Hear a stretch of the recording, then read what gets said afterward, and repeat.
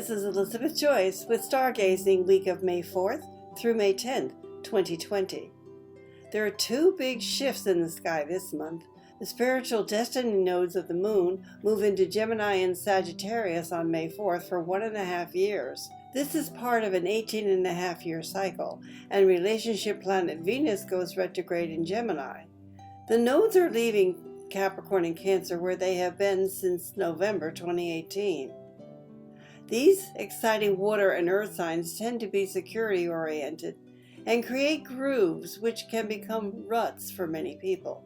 Gemini and Sagittarius represent a breath of fresh air and passionate fire element. Air and fire are beginning to open to new ideas which will bring forth your passions. It represents a time where we must adapt our way of thinking and communication because the old traditional ways will no longer work. It will be difficult for most people to remain calm and stay inside because of the virus, because they're going to get cabin fever. With regards to May 13th, Venus retrograde cycle, relationships and finances are ready for review and revisions. Ambitious Mars moves into Pisces on the 13th until late June, presenting an opportunity to bring out your spiritual warrior. On another note, the three planets involved in this year's triple lineup in Capricorn are turning retrograde: Pluto on April 25th, Saturn on May 10th and 11th, and Jupiter on May 14th. There are different ways of interpreting this.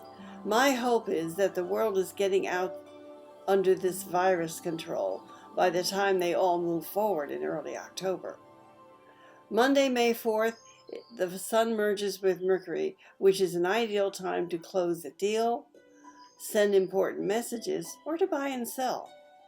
It's a talkative day under a social and diplomatic Libra moon, while the Sun aligns with quick-witted Mercury. This energy continues until Tuesday, Cinco de Mayo, for quick, fast, nice celebrations.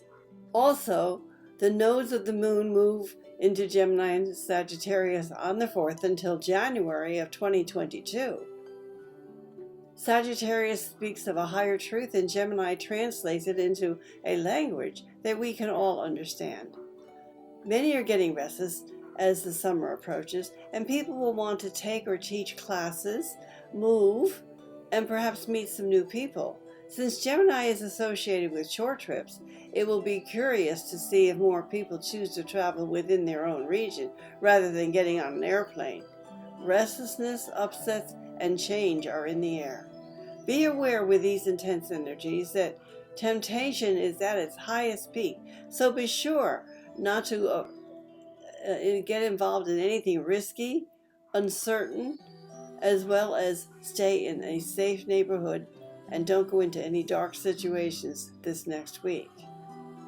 On Thursday, May 7th, the Scorpio full moon will be fully illuminated by the Taurus sun, which will bring us another super moon. This is a powerful moon, and it represents endings and completions. Hopefully, it will include the devastation of this virus effect on the world.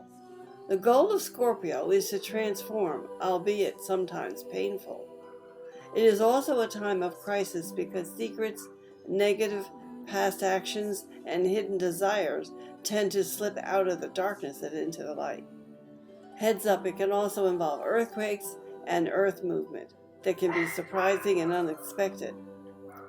Sunday brings us Mother's Day, and finding the right card with the right words will be easier because Mercury is trining both Jupiter and Pluto. This evening, Sunday, Saturn turns retrograde, easing up its force until mid-September.